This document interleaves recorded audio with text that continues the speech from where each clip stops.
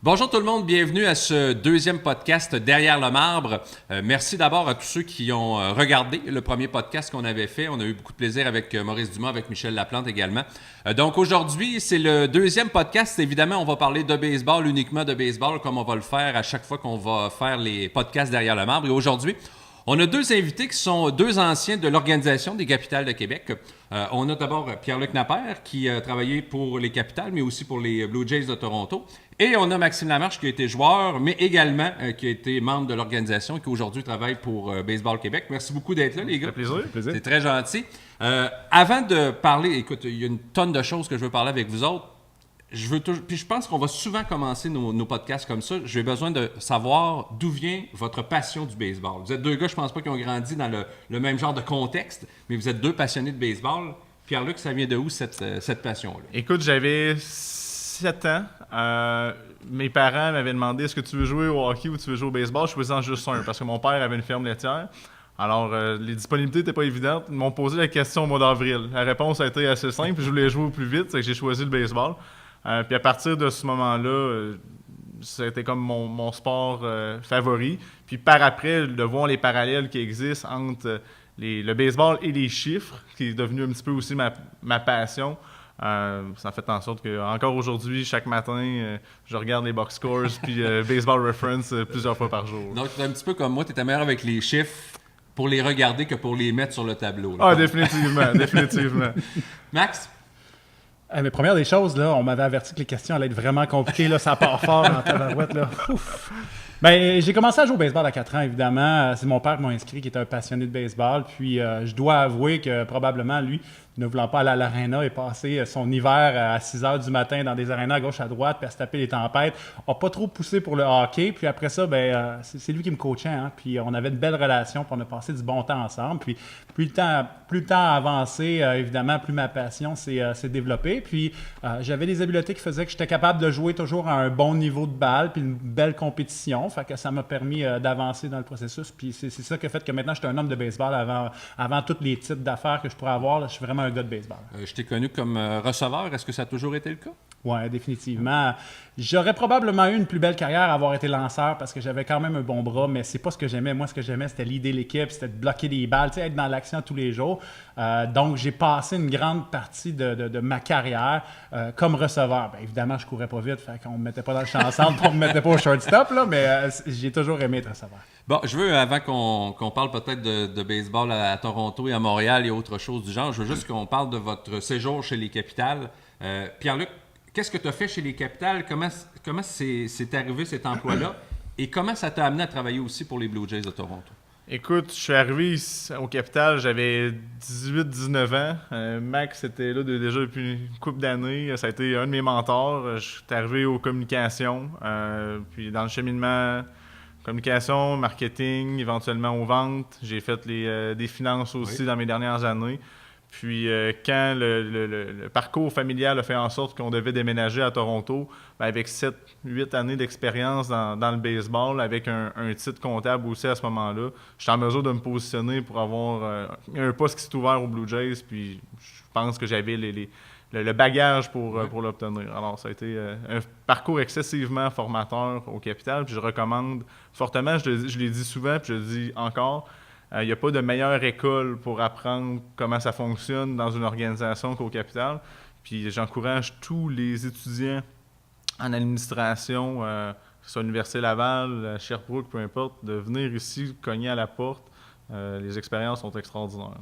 Puis tu ne travailles plus pour les Blue Jays aujourd'hui. Tu retournes aux études ou tu es retourné aux études? Exactement. Je suis en train de faire un doctorat en comptabilité à l'Université York. Alors, éventuellement, mon objectif, c'est de devenir prof à l'université quelque part dans la région dans quelques années. T'es pas tanné d'étudier?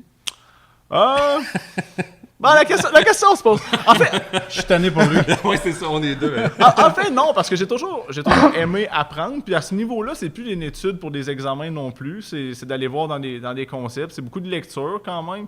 Mais j'ai toujours aimé lire, toujours aimé me poser des questions sur différents sujets. Alors, c'est plus le même genre de de format que d'être assis dans une classe avec 100 étudiants puis écouter un prof parler pendant 3 heures. C'est vraiment des petits groupes interactifs. C'est que ça change un peu. C'est pas la même perception que ce que les gens ont nécessairement. Là. Max, tu as joué avec les Capitals entre 2005 et 2007. C'est ensuite que tu t'es retrouvé dans les bureaux des Capitals? Oui, c'est un peu les deux. Moi, j'ai un drôle de chemin avec l'histoire des Capitales. Puis c'est un peu comme tu en parlais. C'est important de mentionner comment c'est un beau tremplin pour la vie d'affaires, puis la vie comme homme, là, comme personne qui doit travailler, puis qui n'est plus un enfant, puis qui ne peut plus juste s'amuser. Et puis, je me parenthèse, c'est vrai pour les commentateurs et les gars qui font de la radio aussi. C'est un très beau tremplin aussi. Oui, définitivement. Tu as bien raison, François, tu l'as vécu. Puis, tu sais, ce qui est le fun, c'est que moi, j'ai un chemin complètement différent, qui est beaucoup moins relié à l'académique. J'ai pas la scolarisation que Pete a. Mais au bout de la ligne, moi, je suis arrivé à Québec avec un rêve, c'était de jouer pour les Capitals de Québec, évidemment. Des problèmes de santé ont fait que ça n'a pas marché au début parce que je faisais de l'arthrite, mes genoux étaient maganés. Puis après ça, j'ai découvert des petites pilules miracles, des anti-inflammatoires qui m'ont permis de revenir. Mais tout ça a fait que j'ai commencé à travailler avec Michel Laplante dans ses écoles de baseball. Puis Michel m'a ouvert énormément de portes. Je pense qu'on a une super belle affinité. Puis moi, je peux dire que c'est un mentor, même si des fois, ça reste une personne spéciale. Mais c'est un mentor pour moi et c'est Michel qui m'a ouvert énormément de portes. Donc, j'ai travaillé avec Michel avec l'école des Capitales. J'ai travaillé avec Jean-Philippe Roy au Sport Études à ce moment-là, avec B45 où je vendais des bâtons. Puis j'ai commencé par la porte d'en arrière au Capital. Le premier mandat que Michel me donnait, je m'en souviens comme c'était hier, il m'a donné une liste de 200 personnes à appeler. C'était des gens qui, depuis 3-4 ans, disaient non, on veut pas rien savoir d'acheter des billets au Capital. Fait que c'était un bon test. Là. J'appelais du monde où je devais avoir, un petit peu comme au baseball, une moyenne au bâton, là, où j'avais plus d'échecs que de succès. Et après ça, bien évidemment, j'ai passé différents échelons. J'ai été joueur, mais après ça, dans le bureau administratif, là, j'ai passé tous les échelons. Puis j'ai vu un peu de toute la business. Puis c'est ça qui était le fun. Quand tu arrives dans des grandes business, tu t'en vas dans un département et c'est ce que tu fais la plupart du temps pour le reste de ta vie. Quand tu arrives dans une entreprise comme les Capitales, ben, tu vas faire autant des opérations que des ventes, que du marketing. L'équipe est tellement petite, puis tu veux tellement aller chercher le feedback d'un peu tout le monde que tout le monde met la main à la pâte et un coup que tu as appris ça puis que tu t'en vas ailleurs dans d'autres entreprises, ben, ça, c'est une expérience qui est très riche. Là. Et le tremplin vers Baseball Québec s'est fait comment? Ben, à un certain moment, moi, je viens des Laurentides. Ma conjointe aussi vient des Laurentides. On voulait s'en retourner, se rapprocher de la maison. Mes liens avec le baseball amateur étaient très, très forts. Alors, il y a un poste qui s'est ouvert à ce moment-là, qui était un poste de coordonnateur au marketing. J'ai appliqué dessus. Ça a été transformé en directeur de marketing. J'étais là pendant 3 ans dans ce poste-là. Et là, maintenant, depuis presque 4 ans, je suis rendu directeur général. OK. Très intéressant. Je veux qu'on parle un petit peu du retour possible retour des expos à Montréal, parce qu'il y a eu environ quelques semaines, je n'ai pas la date exacte, là, mais le fameux reportage sur la façon dont on voudrait voir le nouveau baseball majeur, c'est-à-dire avec l'arrivée de Montréal et de Portland, 4 divisions de 8 équipes, probablement abolir les ligues, avoir le frappeur de choix dans les 2 ligues. Il y aurait beaucoup de changements, mais évidemment, je pense que ça nous a tous intéressés, ça nous intéresse tous à la base, mais ça semblait plus sérieux que ce qu'on a vu depuis quelques années, parce qu'on avait enfin des noms sur la table, on avait vraiment un tableau de ce qu'on veut faire. Ça a été quoi votre réaction? Je veux savoir, de un, est-ce que vous y croyez au retour des expos? Et votre réaction par rapport à ce qu'on a vu, est-ce que vous pensez que c'est le scénario idéal pour le retour du baseball à Montréal avec une division, entre autres, avec New York, Boston, Toronto et autres équipes très rapprochées?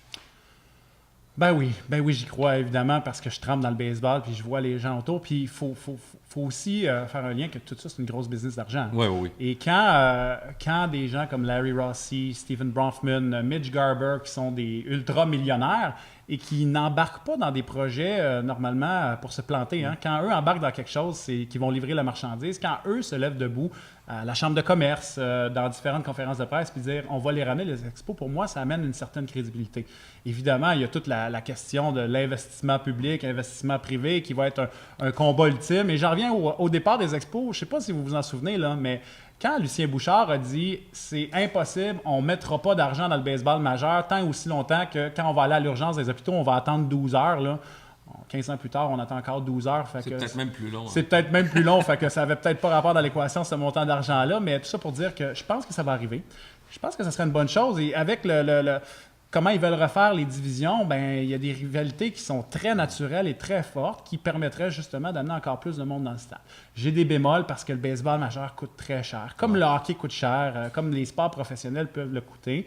Ça me dérange un petit peu, travailler avec l'amateur, travailler dans le baseball amateur avec des gens, avec monsieur, madame, tout le monde, de dire « Hey Colin, on va-tu aller payer 50, 60, 80$ 15 fois par été pour aller voir des games? » Ça me chatouille un peu, mais je suis certain que ça va fonctionner. Et puis, juste pour une petite parenthèse, est-ce que le résultat de l'élection du 5 novembre a une grande importance pour la Ville de Montréal? Entre M. Coderre et Mme Plante, je pense que la philosophie est un peu différente par rapport au baseball. À mon avis, oui, parce que on ne se fera pas de cachette. Ça prend un dossier gros de même. Tu as toujours besoin d'un porteur de ballon. Hein? On avait Jean Drapeau pour les Olympiques et ainsi de suite. Et je pense que M. Coderre, c'est un peu le porteur de ballon dans ce dossier-là. Il y a des gens qui financent en arrière. Je pense pas que c'est la Ville de Montréal qui va financer toute cette patente-là.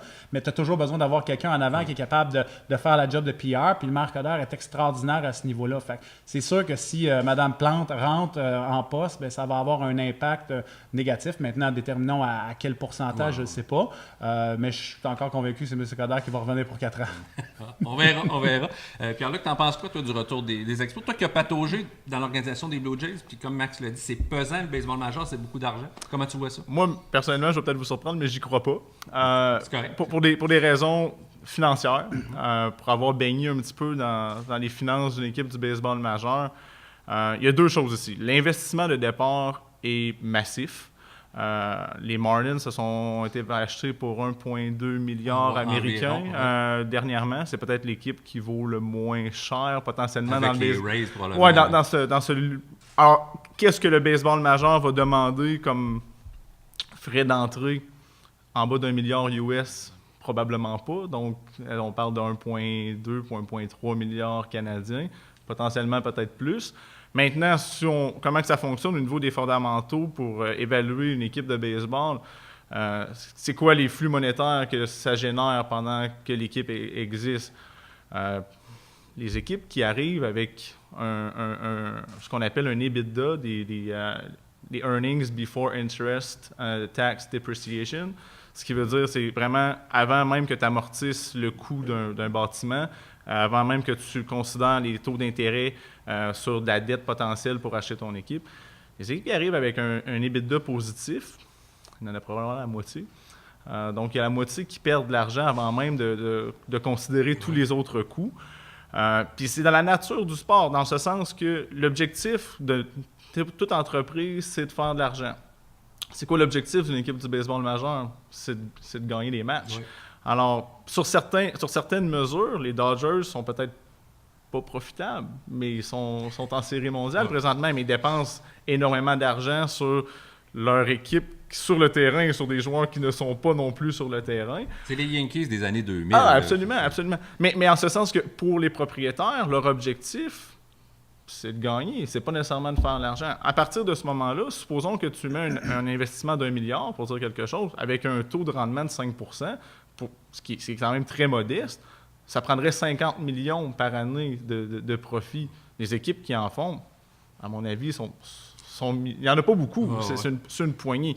Alors, l'autre objectif, c'est de revendre l'équipe plus cher dans 5, 10, 15, 20 ans, ce qui a toujours été le cas. Donc, à ce moment-là, c'est un peu un sans risque pour les propriétaires parce qu'avec seulement 30-32 équipes, il y a toujours quelqu'un ou une ville qui va lever sa main pour dire « moi, je veux l'équipe ». Mais à ce moment-là, c'est l'équivalent d'acheter un Picasso. Je veux dire, tu achètes un tableau, une œuvre d'art en espérant le vendre plus cher plus tard. Je penser à M. Loria quand tu parles de tableau. Non, mais le parallèle est bon. Puis M. Loria a fait de l'argent avec ses tableaux, puis il a fait de l'argent avec son équipe de baseball de la même façon, où il va chercher tout ce qu'il peut, puis ensuite, à un certain moment donné, il la revend plus cher, puis il fait un immense profit. Puis là, je rentre même pas dans le cas de financement d'un stade. Si on a un stade qui est à 1 milliard, le baseball majeur, on regarde dans les dernières années, ne veut pas qu'un propriétaire paye un stade. Bud Selig a fait sa carrière là-dessus. Il est allé chercher tout ce qu'il pouvait avec Milwaukee, à coup de menaces, de déménagement. C'est leur modèle d'affaires du baseball majeur. Il y a un excellent livre qui a été sorti l'an dernier qui s'appelle The Game par M. Pessa, qui raconte un peu ce qui s'est passé dans les années 90, le bras de fer qui joue entre Selig, Steinbrenner puis Donald Fair. C'est super bon. Donc, c'est des exemples qui en sont mis. Fait que si un stand qui est construit à même les fonds publics, ça fait en sorte que peut-être qu'à ce moment-là, c'est plus viable pour les propriétaires. Mais à mon avis, c'est que si c'est un bon projet, pourquoi que c'est le public qui devrait le financer? Puis si à ce moment-là, on paye un stade à même les fonds publics d'1 milliard, si l'équipe se vend 2 milliards dans 10 ans, Est-ce que les payeurs de taxes vont avoir un chèque par rapport à ça? J'en doute. J'en doute, moi aussi. Puis c'est intéressant quand tu parles du stade, parce que je me dis, ici à Québec, c'était quoi, 200 millions que le gouvernement a payé sur 400 millions, puis les gens sont montés aux barricades. Tu sais, un stade avec un toit rétractable, moi, personnellement, je pense que c'est plus qu'un milliard. Là, tu parles de probablement... J'en ai aucune idée. Là, tu t'approches plus de 1,5 que de 1 milliard. C'est beaucoup, beaucoup d'argent. Sauf que, puis je pense que Max, tu vas être d'accord, ça prend un toit rétractable, assurément, si le baseball revient. Je veux dire, il faut que... Nous autres, si on se fait un groupe et on décide de partir de Québec, on va à Montréal, il faut qu'on soit sûr qu'il y a un match. Ben exactement. Puis on le sait en partant que si on joue à Montréal, ça a été de même dans le passé, que ce soit le Parc Jarry vers le passé ou au Stade olympique. Mois d'avril, mois de mai, là, ça reste quand même que ce ne sera pas, à part le match d'ouverture, ce ne sera pas des foules de 30, 40 000 spectateurs. Là. Ça va être des plus petites foules. Fait qu'il faut que tu t'assures du moins de jouer toutes tes parties, puis le toit rétractable va te permettre de le faire. Sauf qu'en même temps, on a peur énormément d'un toit rétractable parce qu'on pense aux monstres à Montréal présentement. On pense à cette toile-là au même titre qu'on est ici à Québec. On a un dôme juste en arrière de nous autres. Et quand on parle aux gens d'un dôme, encore les dômes de 15-20 ans, mais il y a une technologie qui s'est créée durant ces années-là. Donc, un toit rétractable, c'est plus si épeurant que ça. Puis ça t'empêche plus d'avoir un spectacle moche parce que tu as un toit sur la tête. Maintenant, il y a d'autres modèles qui se font. Mais François, j'aimerais revenir sur... Ça me fait toujours rire parce que j'écoute Pierre-Luc parler de chiffres de même. Puis quand juste avant, il mentionne que j'étais son mentor, je suis comme check la balle à côté. Là. Mais je trouvais ça super intéressant ce que Pete a amené comme argument. Mais c'est très rationnel comme argument. C'est très comptable. Puis il ne faut pas oublier une chose, c'est que il y a 30 ou peut-être 32 propriétaires dans cette patente-là. C'est un country club de gens qui ont une bébelle entre les mains. Ouais. Je comprends qu'il y a des entreprises là-dedans qui sont cotées en bourse. On parle des Blue Jays. C'est une entreprise, donc il y a du monde en bourse. Il y a des résultats financiers à avoir qui sont très, très, très importants. Mais je pense qu'il y a aussi dans ces propriétaires-là beaucoup de monde qui sont prêts des fois à perdre de l'argent pour tout ce que ça apporte. Et ça, il faut toujours le garder aussi en considération. C'est bien important. Mais à mon avis, ce que je veux exprimer comme point, c'est que si je suis le comptable de ces gens-là, d'un point de vue absolument rationnel, je leur recommande de ne pas le faire. Maintenant, c'est leur argent. S'ils veulent le faire, c'est à eux, c'est correct. Ce que je veux amener comme point, toutefois, c'est qu'il faut qu'ils le voient comme étant un jouet personnel. Toi puis moi, on va avoir notre équipe sur le Xbox, ben eux, ils l'ont pour vrai. Mais il faut que ça soit fait dans cette optique-là, parce que si c'est une optique de vouloir le rentabiliser, ça peut devenir excessivement difficile, du moins à court terme. Je veux dire, si on se dit, on considère que c'est comme un Picasso, puis qu'on va le revendre plus cher dans le futur, ça, c'est une autre chose. Mais à court terme, ça ne génère pas assez d'argent pour l'investissement de départ. Ça veut dire probablement que si les expos revenaient, il faudrait quand même gérer les finances un peu comme on le faisait auparavant. C'est-à-dire qu'on ne pourra pas signer des agents libres de grands talents. Tu vas essayer de garder les joueurs. Tu sais, le réseau de filiales va devenir primordial comme ce l'était il y a 30 ou 40 ans avec les expos. Mais même que je te dirais, peu importe l'équipe, c'est la clé. Oui. À part peut-être quelques exemples, les Cubs ont bâti avec... Puis c'est une équipe riche. Oui. Ils ont bâti en étant mauvais pendant plusieurs années, en accumulant beaucoup de bons prospects. Puis ensuite, ajouter quelques Exactement, pièces. Mais les joueurs autonomes ne doivent pas être le cœur de ton équipe. Il faut que ça soit des compléments. Oui. Ça que peu importe, mais encore, si tu es dans une équipe à un petit marché, à plus faible revenu, il faut absolument que ça devienne la priorité. Max, il y a 2 matchs préparatoires encore cette année au Stade olympique contre les Cars de Saint-Louis. La différence, c'est qu'on va les jouer sur semaine. Ouais. Qu'est-ce qui se passe s'il y a 22 000 personnes par match? Ce serait-tu une mauvaise nouvelle ou pas du tout? C'est dur à dire, hein? C'est vraiment dur à dire. On sait que les médias vont sauter là-dessus comme il y en a qui attendent rien que ça. Là.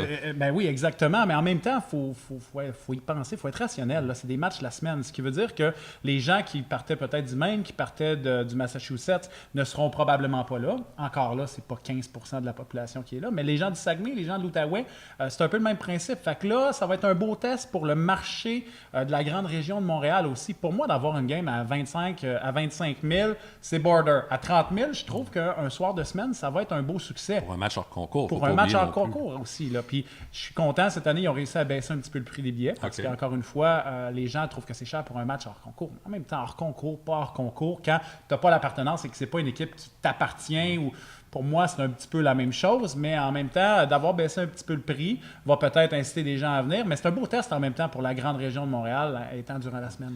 Et Pierre-Luc, quand tu étais dans l'organisation des Blue Jays, comment les gens voient l'arrivée d'une possible équipe à Montréal? Parce que quand c'est arrivé à la fin des années 70, à l'inverse, c'était pas une bonne nouvelle pour les Expos au niveau financier, surtout au niveau commandite et autre chose du genre. Comment les gens à Toronto, dans l'organisation, voient un retour des Expos? Les gens le voyaient de façon très positive. Je ne sais pas à quel point c'était réel parce qu'on ne considérait pas que la menace était imminente, mais d'avoir... Tu sais, à un certain moment donné, quand le baseball va bien, même si c'est un compétiteur... Puis encore là, je ne sais pas à quel point c'est un vrai compétiteur.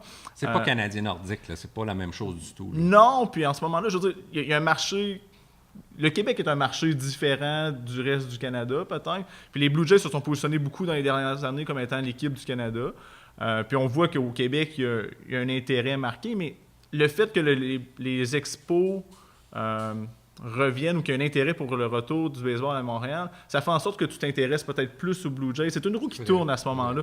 Puis si le scénario est que les deux équipes sont dans la même division, puis que tu joues 15 à 20 fois par année contre, je veux dire, la 401 n'est pas si longue, puis ça va amener beaucoup de personnes d'un côté comme de l'autre. Je pense que pour les Blue Jays, ça serait excessivement positif de ce scénario-là. Est-ce que tu vois les choses de la même façon, Max, Ouais, de ce que tu entends à travers le... Oui, c'est un petit peu la manière, je le vois aussi. Puis, tu sais, Pete a bien raison. La distance est assez grande. Puis, les clientèles, tu sais, Montréal, c'est une grande ville. Il y a des millions d'habitants. Même chose pour Toronto. Le core est là. Après ça, le marché de Montréal, tu sais, c'est du surplus que pour les Blue Jays. Mais de l'autre côté, si les deux équipes avaient la chance de s'affronter régulièrement avec des in-and-out, ben, Via Rail, les compagnies d'autobus, il y a un peu tout le monde qui serait capable d'organiser des voyages. Puis, cette rivalité-là pourrait être extraordinaire, là. Parce que j'essaie de me rappeler un des rapports qu'il y avait eu pour les expos, pour fermer la parenthèse après, mais on avait parlé à un moment donné que ça prenait environ 28 000 personnes pour arriver à nos frais. Là, tu sais, évidemment, ça reste toujours que c'est un calcul qui est très global là, par rapport à ce que tu vas amener comme argent. Mais est-ce que 28 000, c'est un chiffre qui vous ferait peur en disant que si on veut faire nos frais, il faut avoir une moyenne de 28 000 personnes pour 81 matchs à la maison? C'est beaucoup de monde, là. Ah, c'est beaucoup de monde. Mais la télé, François, joue tellement un rôle important. Sur les revenus? Sur les revenus. Ce qui n'était pas le cas quand les expos sont partis. Ce qui n'était pas le cas. Puis la manière que ça fonctionne aussi, le baseball majeur partage les revenus. Donc les expos, potentiellement, sur une équipe qui obtiendrait de l'argent, des Yankees, des Red Sox, des Cubs, c'est des équipes riches. Il y a aussi toute la marchandise qui est répartie égale. Donc même si tu vends plus de casquettes des Yankees que des casquettes des expos, les expos, on les ristourne quand même là-dessus. Il y a quand même une base de revenus qui est quand même assez solide. Avant même que tu aies joué un match. Oui, absolument. Maintenant, où est-ce que ça devient difficile quand les équipes comparent les revenus, on parle de l'importance de la télé, c'est qu'il y a beaucoup d'équipes qui, dans leur modèle d'affaires, ont la station de télé et ont l'équipe aussi. Les Blue Jays, c'est un bon exemple avec Sportsnet. Alors, qu'est-ce que tu attribues comme revenu à ton équipe de baseball, puis qu'est-ce que tu gardes dans ta compagnie de télé? Ça, c'est un bras de fer qui se joue en toutes les équipes. Mais le point est que la personne dans le stade est importante, parce que ça donne l'idée de l'intérêt. Mais mon point étant que si tu regardes les profits nets de l'entreprise, je ne serais pas surpris que les Rays de Tampa Bay aient plus de revenus, aient plus de profits que certaines équipes dites riches. Ça se peut très bien. Puis écoute, je sais que c'est très différent la télévision et la radio par rapport à ce qu'on a connu puis les revenus. Donc ça sera intéressant dans le calcul qu'on fera à un moment donné. Mais ça reste toujours que je pense qu'il y a une espèce d'effervescence qu'on ressent. Puis du côté de Baseball Québec, je me disais, il y a eu un creux de vague, évidemment, quand les expos... Je ne sais pas si quand les expos sont partis ou juste après le départ, on a baissé dans les inscriptions. Là, je sais que ça va 100 000 à l'heure, les choses vont très bien. Si le baseball revient à Montréal, tu t'attends à quoi au niveau des inscriptions? Ça change complètement la donne. Ça change complètement la donne. Et nous autres, notre gros problème, c'est qu'on va manquer de terrain. On manque déjà de terrain de baseball au Québec. Fait que s'il y a le retour des expos, Donc, des modèles pour ces jeunes-là. Puis je l'ai mentionné quand j'ai commencé à Baseball Québec, même quand j'étais avec les Capitales, on disait à Québec, le baseball va bien et sa dépréciation ou le nombre d'inscriptions, la chute qu'il y a eu a été moins grande ici parce que les jeunes avaient encore la possibilité de s'associer à une équipe. Avaient encore le goût de rêver à remplacer à ce moment-là Olivier Lépine, d'être ce futur joueur-là parce qu'il le voyait dans une école de baseball, ainsi de suite. Évidemment, la proximité avec une équipe du baseball majeur n'est pas la même qu'une équipe de la Ligue Can-Am, mais ça permet quand même aux jeunes d'arriver au parc puis de faire la pratique au bâton, puis de rêver d'attraper une balle dans les estrades, dans les bleachers, puis de dire hey, « moi, un jour, j'aimerais ça être tel ou tel joueur ». Donc ça, c'est sûr et certain, ça a un impact direct. Après ça, où est-ce qu'on va les faire jouer, ça, je ne sais pas. Bien, c'est justement, puis ça m'amène à ma prochaine question. J'avais mis ça dans mes notes, c'est que on sait qu'il y a des investissements à faire pour le baseball mineur. Toi, tu parles d'ajout de terrain. Mais avant ça, il y a de l'argent à mettre sur les terrains actuels. Ouais, ben Est-ce que le synthétique change un peu la le pensée? synthétique, là, il change la donne énormément, puis on a commencé à faire de la pression. On l'a dit, on était en période électorale, fait qu'on a passé, on a envoyé des photos et des vidéos à peu près à toutes nos associations, puis aller voir tout le monde qui va se présenter aux élections, puis parler-leur de projets comme ça. En fait, ce qu'il faut comprendre, c'est que les terrains de baseball ont été construits dans les 50-60 dernières années. Donc, à peu près partout en même temps au Québec, à part les terrains qui ont été démolis pour faire des terrains de soccer, on se ramasse avec des infrastructures qui sont maganées, qui ont atteint le top de leur vie. Fait qu'il y a en effet des rénovations à faire. Donc maintenant, on est à l'étape de se dire, ben tant qu'à rénover, est-ce qu'on peut amener, disons, des surfaces synthétiques qui vont permettre aux jeunes de jouer beaucoup plus. Les problèmes de pluie qu'on a, nous autres, on en a dessus au Québec de la pluie. Ben là, avec un synthétique, une demi-heure après, ben on peut continuer à jouer durant la soirée au lieu d'avoir le terrain qui est complètement dans la boîte pendant 24-48 heures. Donc ça, c'est sûr, ça a un impact. Construire des nouveaux terrains, c'est une chose. Les rénover, puis essayer aussi d'en faire une meilleure utilisation. C'est-à-dire qu'on a beaucoup de terrains, de grands terrains qui peuvent être utilisés des fois par des équipes de moustiques de 10-11 ans. Une équipe de moustiques de 12 joueurs là, qui prend un très grand terrain, là, ben, on ne sert pas du terrain comme il faut. Pourquoi qu'on n'a pas 3 équipes en même temps qui pratiquent sur le terrain? Pourquoi qu'on ne prend pas les grands terrains que je vais appeler majeurs, là, les grands qu'on a, et qu'on ne les redivise pas en plus petits terrains comme on fait maintenant avec le Stade Canac, pour amener, au lieu d'avoir 24 joueurs en même temps sur le terrain, peut-être en avoir 48, en avoir 72, et ainsi arrêter de dire à nos jeunes on est désolé, on ne peut pas vous prendre cet été parce qu'on n'a plus de place pour jouer. Fait qu'on va vous mettre sur une liste d'attente. Puis si jamais il y a un jeune qui arrête de jouer, ben vous pourrez venir jouer avec nous autres. Ben, le jeune, ça va faire un autre sport, va faire d'autres choses à ce moment-là. Fait on a aussi cette réflexion-là à avoir. Ce qu'on a en place, on va le rénover. Il faut les rénover, mais après ça, est-ce qu'on est capable de l'utiliser à pleine capacité? C'est intéressant parce que, dans le fond, si je résume ta pensée, le baseball mineur est plus en santé que ses terrains. C'est-à-dire que tu as trop d'inscriptions pour ce que tu peux donner. Tout à fait. Ouais, c'est bien spécial, résumé. c'est spécial quand même. Ben, je pense que c'est que la croissance a tellement été vite. On est parti en 2004, là, un creux de vague, on est descendu à 17 000 joueurs. Et là, je parle, les meilleures années du baseball amateur, ça reste que c'est pas comme le soccer à 200 000 joueurs. Là. Les grosses années du baseball, c'était entre 60 et 70 000 joueurs. Imaginez, en 2005, là, juste après le départ, là, 17 000 joueurs au Québec. Comment la chute a été abrupte. Puis là, maintenant, on est rendu au 32 000. Donc, sur une période d'à peu près 10 ans, là, la croissance a été de doubler. Là. Fait que c'est sûr que les infrastructures n'ont pas doublé. Puis à travers ça, ben, le soccer, avec sa croissance, est venu chercher des terrains de baseball. Donc, c'est là qu'on a un problème présentement. Et puis, je veux juste finir pour Montréal et le baseball parce que j'ai été surpris, le premier podcast qu'on a fait avec Michel Laplante, on a parlé de la Ligue Can-Am à Montréal. Puis pour moi, personnellement, je pensais que c'était un dossier qui était presque enterré. Puis au contraire, Michel était très positif. Toi, évidemment, tu en sais probablement beaucoup plus que moi, j'en sais. Est-ce que tu es encore positif qu'il y ait de la Ligue Can-Am à Montréal, peu importe, là, expo ou pas, est-ce qu'il pourrait y avoir du baseball de la Ligue Can-Am? Bien, je vais d'abord spécifier, quand on dit Montréal, on va dire Montréal et ses alentours. Ouais. Moi, je pense que oui. L'enjeu majeur du projet de la Ligue Can-Am autour de Montréal, c'est qu'il est fait un petit peu différemment.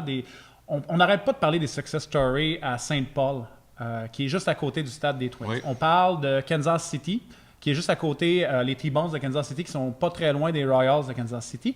Et on n'arrête pas de dire que c'est des succès, c'est des belles histoires, mais là, ça a toujours été fait où est-ce que l'équipe du baseball majeur était établie. Et après ça, une équipe de la Ligue Can-Am venait pas trop loin et répondait à un besoin aux gens qui pouvais pas aller au baseball majeur. Donc, on a toujours dit la Ligue Can-Am, c'était fun and family, ça te coûte pas cher, tu vas avoir une expérience extraordinaire et je le crois pour avoir travaillé ici tellement longtemps. Donc, ça allait répondre à un besoin que les jeunes familles avaient. On n'est pas capable d'aller aux Royals 10 fois dans l'été parce que ça coûte trop cher. On va aller voir la game des T-Bones à la place. Présentement, l'enjeu majeur, c'est qu'ici, on y va dans le sens contraire. On souhaiterait amener la Ligue Can-Am sans que le baseball majeur soit là.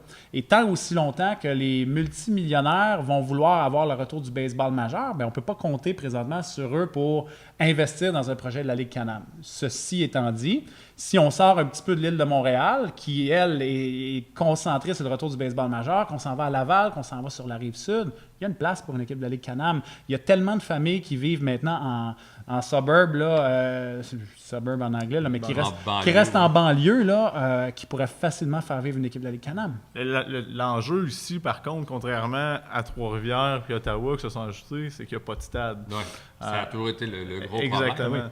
Tu as l'impression que ce dossier-là n'a pas avancé beaucoup dans les dernières années. Il a avancé petit pas par petit pas. C'est pour ça qu'on se dit, peut-être que le projet est un petit peu plus avancé. Puis ce que tu as dit, Max, je pense que ça résume un peu ce que Michel disait. Le centre-ville semble vouloir appartenir aux Expos, puis la banlieue pour la Ligue Can-Am, ce qui ferait beaucoup de logique, absolument. je pense. Tout à fait. Puis tu sais, ce qu'on peut dire, c'est que le projet là, on l'a là, dans une filière. Là. On a bâti depuis longtemps un plan d'affaires pour le faire fonctionner, mais tu l'as dit, François, c'est une question de terrain aussi. Hein? Ouais. Puis présentement, des terrains, la plupart du temps, c'est vendu à des contracteurs qui montent des condos là-dessus. Un terrain de baseball avec du beau gazon dans le champ, là, ça ne rapporte pas du pied carré. Fait que ça devient toujours difficile. Fait que si on voulait aller prendre un terrain dans le coin de Mirabel ou passer Brossard, aller beaucoup plus loin, il y en a des espaces. Mais là, après ça, tu te mets dans une situation où ton lundi, mardi soir, ta clientèle de Laval, ta clientèle de Longueuil, va-t-elle vouloir finir de travailler, aller souper puis se taper 40 minutes pour aller voir une game plus loin qu'en banlieue? C'est là que le terrain est primordial. Ouais, ça sera intéressant à suivre j'ose dire, dans les prochaines années, là, parce que le dossier a été un peu laissé de côté, même si tu dis, comme tu dis, c'est dans une filière, puis ça va peut-être il est toujours prêt, là. Il est prêt, mais on ne sait pas quand est-ce qu'on va le ressortir. Exactement. Pierre-Luc, je me retourne de ton côté, je veux te reparler un petit peu des Blue Jays. Tu as travaillé dans les bureaux dans les dernières années, quand ça allait très bien pour les Blue Jays. On a eu des belles séquences, on s'est rendu en série de championnat. C'est quoi la réaction dans un bureau quand, par exemple, David Price arrive, quand Troy Tulowitzki arrive, mais que on vide une partie des filiales. Tu sais, comme amateur de baseball, j'étais pas d'accord avec les gestes d'Alex Anthopoulos. J'ai une partie raison, j'ai une partie tort, parce que je pense qu'ils ont eu quand même des beaux succès, mais qu'aujourd'hui, tu regrettes d'avoir le contrat de Tulowitzki pour avoir, pourquoi 2-3 ans encore à 20 millions par année. C'est quoi la réaction dans les bureaux? Est-ce que les gens étaient heureux? Est-ce que à cause de l'effervescence puis que les Blue Jays gagnaient, on disait on peut vider les filiales puis let's go, on y va all-in comme au poker? Oui. Je dirais que les gens étaient vraiment, vraiment contents. En fait, au début, puis la manière qu'Alex Anthopoulos travaillait, il était surnommé le Ninja GM parce que on savait pas vraiment sur quoi il se tramait nécessairement. Puis la plupart des gens, quand ils ont vu l'échange de Tulowitzki, c'était la première de la vague d'échange qui était arrivée. Ça s'est passé comme au milieu de la nuit. Les gens arrivent au travail le lendemain matin puis ils le croient pratiquement pas.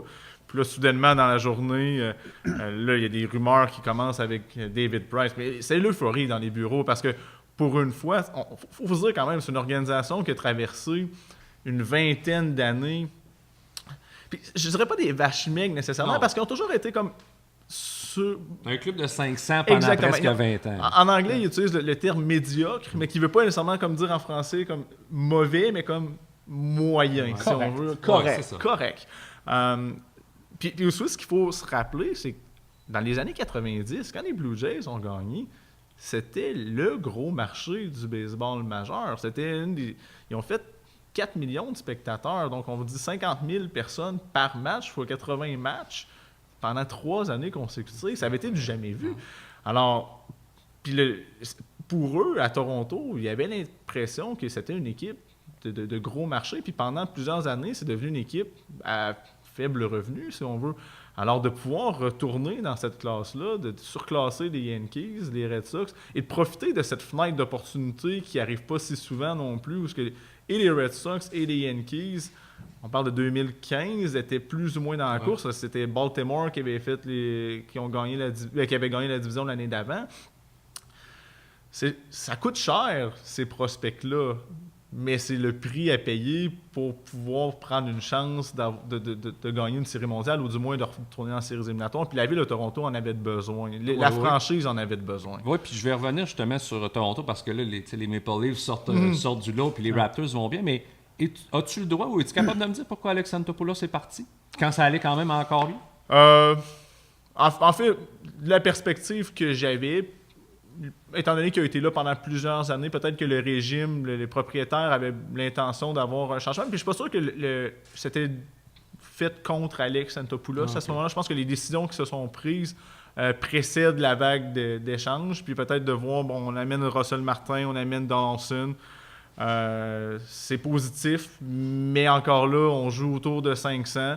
Puis là, à ce moment-là, tu te dis, est-ce qu'il est temps d'enclencher peut-être un changement majeur, de prendre la route que les Cubs ont prise, que les Astros ont pris aussi, et amener Shapiro, qui est probablement un des meilleurs architectes d'équipe lorsqu'on parle à petit budget, c'est tentant. Heureusement ou malheureusement pour l'équipe s'est mise à gagner, puis à ce moment-là tu peux pas revenir en arrière puis te dire on va faire une période de reconstruction. Alors la décision s'est prise, puis Alex n'a pas voulu, en tout cas qu'est-ce qui s'est passé exactement à ce moment-là, j'en ai aucune idée, mais ça a fait une drôle de fin peut-être au niveau des partisans de voir, ok, on fait des séries, on s'en va, on perd contre les gagnants de la série mondiale en 6 matchs. Et on retombe avec un nouveau régime. Ça a peut-être fait drôle à ce moment-là.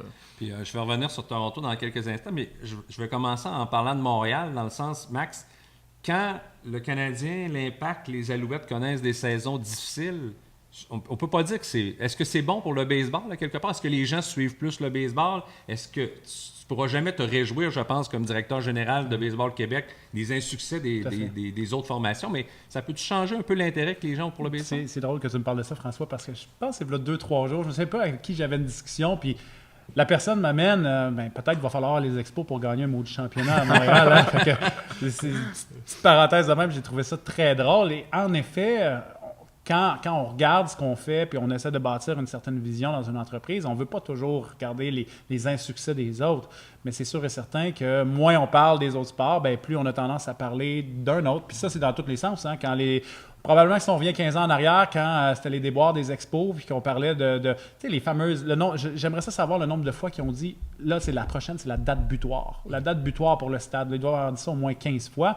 Mais probablement qu'il y a du monde ailleurs qui se réjouissait parce que ça leur donnait un spot à d'autres sports. Fait je veux pas non plus dire c'est une bonne chose parce que, tu sais, à la base, quand on fait du sport, que ce soit du baseball, du soccer, on fait ça parce que tous les sports représentent quelque chose, représentent les saines habitudes de vie, représentent la franche camaraderie, c'est très inclusif, fait qu'on veut pas bâcher ses autres, mais là, on a le spot sur le baseball, fait qu'il faut en profiter, puis c'est au même niveau quand on parle de reconstruire les infrastructures, là, présentement, il y a une opportunité où est-ce que les villes voient que le baseball est plus populaire que jamais, fait que c'est à nous de s'en servir et de dire, OK, là, on a besoin de terrain de baseball. Les mêmes démarches qu'on aurait voulu faire il y a 5 ans, la porte des élus aurait été fermée. Ouais. Fait qu'il faut s'en servir. C'est des opportunités qui arrivent dans un certain temps, puis il faut les prendre quand ils sont là. Pierre-Luc, tu restes encore dans la région de Toronto. L'éclosion des Maple Leafs, puis je dirais même les succès des Raptors à un certain point. Est-ce que ça a un impact sur les Blue Jays ou, je vais dire, comment les gens vivent ça à Toronto? Est-ce que les Maple Leafs auront toujours le haut du pavé? Je pense que oui. Par contre, Toronto est une ville très multiethnique. Oui. Je pense que la statistique, c'est que la moitié des gens de Toronto sont pas nés au Canada. Alors, les Leafs vont quand même toujours être l'équipe d'une grande majeure partie de la population, sauf que le basket est excessivement populaire un peu partout dans le monde. Le baseball est très populaire aussi au Japon, en Corée, en Amérique latine. Je pense qu'il y a une place pour les 3 équipes. Ceci étant dit, c'est sûr que dans une ville, tu pourrais être porté à croire que les plus grands compétiteurs des Blue Jays, c'est les Yankees puis les Red Sox, mais probablement que pour l'amateur, pour le commanditaire, tu te bats contre les Maple Leafs, tu te bats contre les Raptors. Sauf que la manière que c'est fait à Toronto, les 3 équipes ont des intérêts communs. Rogers est propriétaire des Blue Jays à 100%, puis il y a aussi une participation dans MLSE qui est propriétaire des Leafs et des Raptors. Donc peut-être que le niveau de compétition à Toronto n'est pas aussi grand que ça peut être ailleurs. Parce que même le Toronto FC commence à prendre une certaine place. Absolument. Mais ils ont leur clientèle Ouais. de fans. Puis peut-être que les gens disent à Toronto que en termes de base de fans hardcore, c'est le Toronto FC qui l'ont. Mais par contre, ce qu'on avait constaté, c'est que cette année, lorsque les Leafs ont fait les séries, puis les Raptors aussi étaient en série en avril, les billets étaient vendus pour les Jays. Mais il y a beaucoup de gens qui ont décidé de dire moi, je vais regarder la game à la télé ou je vais aller au Air Canada Center à ce moment-là pour regarder. C'est que oui, mais en même temps, le baseball, c'est dans une autre saison. Ouais. C'est peut-être pas si pire que ça. Non, c'est ça, parce qu'écoute, avec les Maple Leafs, c'est parce que ça fait 50 ans qu'ils n'ont pas gagné la Coupe. Puis là, je veux dire, sans dire qu'ils vont gagner la Coupe cette année dans un avenir rapproché, c'est peut-être le club le plus excitant. Absolument. Là, tu dis que les gens trippent sur leur club de hockey. On dirait encore plus qu'ils l'ont fait dans les 20 dernières années. La dernière fois de mémoire, c'est quand les Leafs avaient perdu contre les Kings en 93, juste avant que le Canadien gagne la Coupe. Je pense que c'est la dernière fois que les Leafs avaient été aussi compétitifs. Puis on Donc se là, rappelle, les j'imagine que Jays ça va avaient être- gagné la C'est série vrai, mondiale. c'est vrai. Ça a été une bonne année, ça. Ouais, mais en fait, le point étant que si tu gagnes, peu importe, il y a de la place pour les clubs gagnants. Tu peux en avoir 4-5 bons clubs gagnants. C'est sûr que si l'équipe perd, dans un sport peut-être un peu moins ancré, aussi puissant que les Leafs, ils perdent, puis peu importe les raisons, il y a des gens dans l'aréna. Mais si les Raptors ont des années difficiles, si le TFC ont des années difficiles, si les Blue Jays ont des années difficiles, peut-être que pour eux, si les Leafs sont puissants, ils vont tomber un petit peu plus dans l'oubli. Mais tant que les équipes gagnent, c'est pas un problème. Et c'est intéressant parce que ça nous ramène un peu à ce qu'on disait tantôt par rapport aux expos aussi, dans le sens où ça va prendre de l'argent, mais ça prend une équipe compétitive. Tu l'as vécu, tu le vis comme, comme des jeux d'un sens, mais comme amateur de baseball, tu l'as vécu plus jeune. Si les expos ne gagnaient pas, c'était plus difficile, même quand le 12 juillet, tu étais à 20 matchs de la tête, c'est dur d'attirer du monde. Mais tu sais, je pense qu'il y a perdre et la manière dans laquelle tu perds. Tu sais, et si tu démontres à tout le monde que tu lances la serviette puis que tu laisses aller pour le reste de la saison parce que tu as fait une vente de feu ou quoi que ce soit, c'est une chose. Et là, tu vas perdre l'intérêt. Les spectateurs vont perdre l'intérêt à suivre cette équipe-là. Cependant, si tu essaies de faire des petits changements ou juste de montrer que tu t'essayes, là, tu veux te rendre jusqu'au bout, je pense que les amateurs le prendraient un petit peu mieux. Puis ce qu'il a fait à Montréal, qui a été le gros bobo, c'est ça, c'était les ventes de feu à un certain moment. Oui. C'était de dire, nous autres, on est des propriétaires. Écoutez, on ne mettra pas la clé dans la porte là, pour cette année, là, mais on va faire le strict minimum, juste qu'on prenne, c'est une décision d'affaires, ça va nous coûter un petit peu moins cher, puis on va se rendre jusqu'à la fin de l'année, puis on verra ce qu'on fait l'année d'après. Ça fait mal aux spectateurs parce que on aime nos équipes, on s'associe au sport, on a un sentiment d'appartenance parce que ça nous amène des sentiments positifs. À partir du moment où tu as l'impression que les propriétaires vont te trahir, ben c'est sûr et certain que ça va avoir un impact sur le nombre de visites. Est-ce que vous pensez qu'un retour du baseball à Montréal pourrait impliquer beaucoup plus de francophones qu'à l'époque? Vous êtes deux bons exemples de gars qui connaissent du succès dans le monde du baseball, dans le monde des chiffres. Est-ce que vous pensez que les expos version 2.0 seraient très différents au niveau organisation, au niveau francophone? Parce qu'il n'y en avait pas beaucoup à l'époque. Je ne parle pas nécessairement du gérant, là, on s'entend, mais dans l'organisation, pensez-vous que ce serait très différent? J'ose espérer que oui. Il faut, je pense. Je pense que oui. Puis là, c'est pas une question de parler de politique. Là. Pas du tout. Mais je pense que les gens ont les compétences nécessaires pour faire marcher une équipe eux-mêmes. Oui, absolument. Puis aussi, c'est important de pouvoir communiquer avec le marché dans lequel tu vis. Puis même, on parle dans les bureaux, mais je pense qu'au niveau des opérations baseball, il faut que ça soit... Puis il y en a des bons, là. Je veux dire... si les Blue Jays, les Expos reviennent dans un horizon de 3, 4, 5 ans, Russell Martin va peut-être être à la retraite. Il faut que ça soit un candidat. Éric Gagné peut être un candidat. Pierre-Luc Laforêt peut être un candidat. Il y en a des bons Québécois qui gravitent dans l'entourage du baseball majeur. Il faut les impliquer. Il y a Jérémy Filosa qui avait fait l'exercice, je pense, l'année dernière, de trouvé ça de fort refaire. intéressant. Mais c'était très intéressant. Puis c'est là que tu te rends compte qu'on a quand même une riche... Il y a de l'expérience baseball qui est un peu partout. Hein. On pense à Alex Agostino. Alex Agostino qui est recruteur à temps plein pour les Phillies de Philadelphie. Ben, dans le réseau du recrutement pour les Expos, est-ce que ça pourrait être un des dirigeants? Un Rick Hallary qui est un autre recruteur après ça? Tu penses à Mark Griffin, présentement, qui est analyste, mais en même temps, il y a un bagage baseball assez extraordinaire. Puis, dans sa liste, je trouvais ça le fun de voir que oui, en effet, on pourrait peut-être avoir une grande représentativité québécoise dans une organisation sans avoir l'air de taouin. Puis, parlons des autres sports. Il y a quand même de l'expérience, il y a des connaissances qui peuvent partir du baseball et s'en aller dans le football, ou du football au soccer. Il y a d'autres gens, ou avec le Canadien. Tu sais, je veux dire, une job de PR dans le baseball ou avec le club Canadien de Montréal, il y a des ressemblances. Donc, je pense qu'il pourrait avoir une bonne base de Québécois et ça serait une bonne chose. Question marketing. Est-ce que vous gardez le même nom et le même logo? Hey, ça, Parce que j'ai trouvé ça intéressant ce que les Jets ont fait. Tu sais, les Jets ont gardé leur nom, mais ont changé leur couleur et leur logo. Moi, je pense qu'il faut garder couleur et logo parce que les gens sont associés. Mais tu sais, au niveau marketing, vente, attirer la nouvelle génération, pensez-vous que ce serait une possibilité?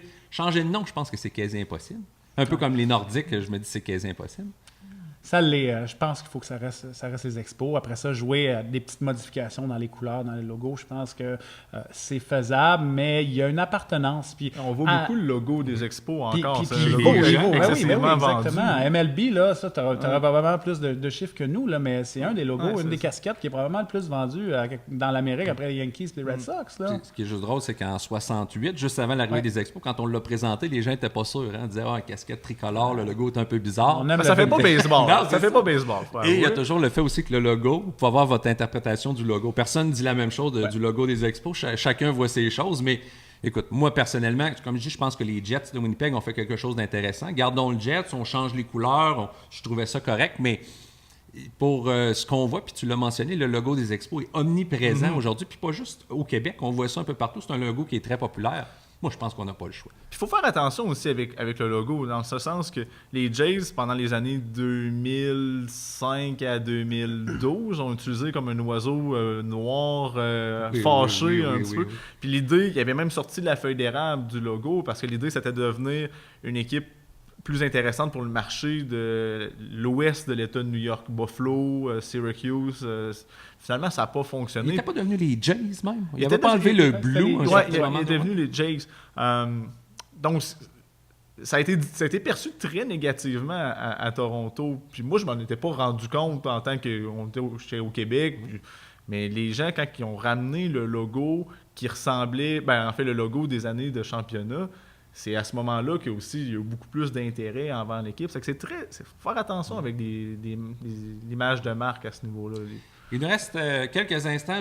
Au niveau personnel, je veux vous demander, au niveau personnel et baseball, je vais dire, où est-ce que dans 5, 10, 15 ans, max, est-ce que tu te vois encore avec Baseball Québec en voyant le baseball mineur plus en santé, ou tu es un gars qui je sais pas si tu avais une porte ouverte pour une équipe du baseball majeur pour aller travailler, c'est-tu quelque chose qui pourrait t'intéresser? Écoute, François, ça, c'est drôle parce que ce que les gens doivent savoir aussi, c'est que Pierre-Luc et moi, on se parle à presque tous les matins. Quand j'embarque dans la voiture à partir de Mascouche, je m'en allais au stade olympique, j'appelle toujours Pierre-Luc, puis on fait les gérants d'estrade. Évidemment, on remet toutes les décisions des capitales en question, étant deux anciens de l'organisation. On remet en question les décisions de Gibbons avec les Blue Jays. Puis il y en a quelques-unes, d'ailleurs. Et évidemment, le retour du baseball majeur, c'est un beau rêve, là, de dire hey, je pourrais participer peut-être à ça. Mais de l'autre côté, dans la vie, là, et surtout moi, à travailler avec Baseball Québec, j'ai toujours l'impression qu'il y a une mission derrière ça qui est de faire de ces petits culs-là là, des meilleures personnes quand ils vont devenir des adultes. Puis ce qu'ils vont apprendre sur le terrain de balle ou à travers une équipe, ça va faire d'eux des citoyens qui vont peut-être changer le monde à leur tour. Quand tu te lances dans le baseball majeur, là, tu deviens une personne qui a un but, c'est de répondre aux besoins de tes propriétaires. Et aussi, à un certain moment, c'est d'encourager directement des gars qui gagnent 13, 14, 15, 16 millions. Fait que il y a la petite fibre communautaire ou la petite fibre, c'est ça que je dirais communautaire, qui me chatouille un peu d'aller avec le baseball majeur, même si ça serait un beau rêve, parce que c'est le sommet ultime, c'est le summum quand tu travailles dans le baseball. Est-ce que je serai encore à Baseball Québec dans 10-15 ans? Je pense pas, parce que je crois qu'à un certain moment, tu as fait le tour du jardin, puis il faut que tu passes à une nouvelle mission, puis il faut que tu laisses la place à d'autres personnes, à des gens qui arrivent avec des nouvelles idées, puis qui sont prêts à repartir, à faire des erreurs, mais à essayer des choses. Quand tu arrives dans une zone de confort, tu prends moins de risques, et ça, j'aime un peu moins ça. Fait que je me dis, probablement, si je fais encore 3, 4, 5 ans, je réalise des beaux projets, des projets peut-être de synthétique, de dômes qui vont se réaliser dans d'autres associations, puis qu'on amène la Fédé à 40, 45 000 joueurs, ça sera mission accomplie, puis après ça, j'irai ailleurs. Fait que si je te dis que dans 15 ans, peut-être tu ne travailles pas à Baseball Québec, mais la première saison du retour des Expos, tu as un petit jeune qui a grandi au Québec, qui lance, qui est lanceur partant du 3e match de la saison, ce serait le plus beau cadeau que tu pourrais pas avoir. Définitivement, avec tout l'effort qu'on met pour que ces jeunes-là rêvent un jour de s'y rendre, puis à les voir pratiquer aussi et voir l'intensité qu'ils mettent quand ils pratiquent pour s'y rendre, là, ça serait un des plus beaux cadeaux. Pierre-Luc, de ton côté, tu parlais que tu termines tes études, tu es dans la région de Toronto. Qu'est-ce que tu vois dans ton cas? Tu as même touché au baseball majeur dans un sens. C'est-tu absolument là-dedans que tu voulais retourner ou tu as parlé tantôt d'être un prof tout simplement? Où est-ce que tu te vois dans 10 ou 15 ans? Ben écoute, moi, le baseball majeur, c'était un rêve. Je l'ai vécu. Je tiens pas à y retourner. Puis comme Max y parlait tantôt, j'ai trouvé ça difficile personnellement d'avoir à faire des exercices ou dire il faut arriver à atteindre tel niveau de revenu ou tel niveau de profit ou limiter les dépenses puis là, tu fais des exercices pour essayer de dire, OK, ben là, on pourrait couper tel job. Alors que tu sais que tu as un arrêt-cours à 20 millions de dollars par année que lui, il pourrait régler tous les problèmes en ayant un qui coûte 4 millions et que ça va faire, qui va être aussi bon. Ça, j'ai trouvé ça particulièrement difficile. Je me vois comme prof à l'université quelque part à courir après mon jeune sur un terrain de baseball, avoir mes billets de saison au Capital, donner un coup de main ou faire la belle-mère de temps en temps quand je vois quelque chose, mais je tiens pas à retourner dans le baseball majeur. Mais un retour au Québec est prévu dans les prochaines années? Certainement. En même temps que les expos. Peut-être. ça sera une coïncidence. Messieurs, merci beaucoup. Maxime Lamarche, Pierre-Luc Napper, très gentil d'avoir participé à ce deuxième podcast de Derrière le marbre. Merci Fred Garrier puis Jean-Philippe Otis, les gars qui s'occupent de tout ce qu'il y a alentour. Nous, on a juste à jaser de baseball, c'est pas très compliqué. Donc, merci à tout le monde d'avoir été là, puis on se retrouve très bientôt. Merci. C'est correct. Je sais pas quelle heure. Je sais pas à quelle heure qu'on a commencé. C'est ça, finalement, il manque.